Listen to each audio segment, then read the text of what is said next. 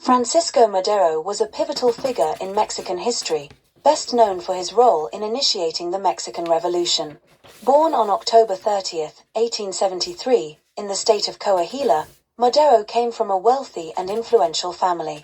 He was educated both in Mexico and abroad, attending prestigious schools in the United States and France, where he was exposed to liberal and democratic ideas that would later shape his political views.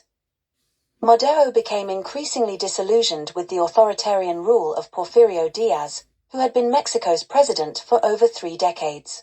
Diaz's regime was marked by economic inequality, political repression, and favoritism towards the wealthy elite, which created widespread discontent among the Mexican populace.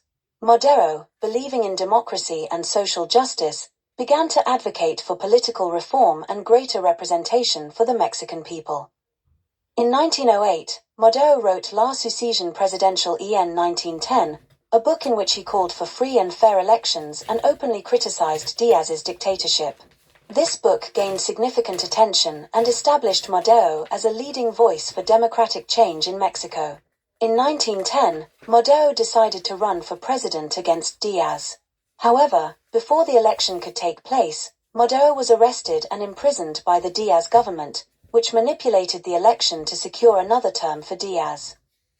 Upon escaping from prison, Madero fled to the United States, where he issued the Plan of San Luis Potosí on November 20, 1910. This manifesto called for the people of Mexico to rise up in armed rebellion against Diaz's regime. The plan sparked the Mexican Revolution, with various revolutionary leaders and factions rallying around Madero's call for change. The revolution quickly gained momentum, and by May 1911, Diaz was forced to resign and flee the country. Madero entered Mexico City as a hero and was elected president in November 1911. However, his time in office was fraught with challenges.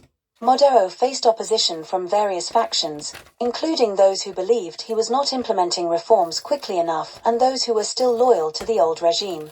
His inability to fully satisfy the diverse demands of the revolutionaries, along with his commitment to democratic principles that prevented him from using authoritarian measures to maintain control, led to growing instability. In February 1913, a coup known as the 10 Tragic Days, La Decena Tragica, took place in Mexico City, led by General Victoriano Huerta with the support of U.S. Ambassador Henry Lane Wilson and elements of the old regime. Madero was betrayed, arrested, and forced to resign.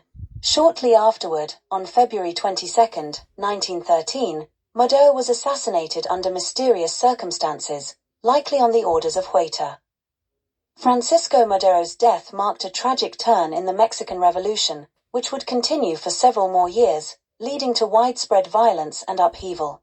Despite his short time in power, Madero is remembered as a martyr for democracy in Mexico and a key figure in the struggle for political and social reform in the country. His legacy is honored as that of a leader who, despite his flaws, had the courage to challenge an entrenched dictatorship and inspire a movement that fundamentally transformed Mexico. There are thousands of great videos like this on the channel. Please take a look. Please share and subscribe or visit the Bonswivit channel on eBay, which has over 250,000 rare and collectible items listed.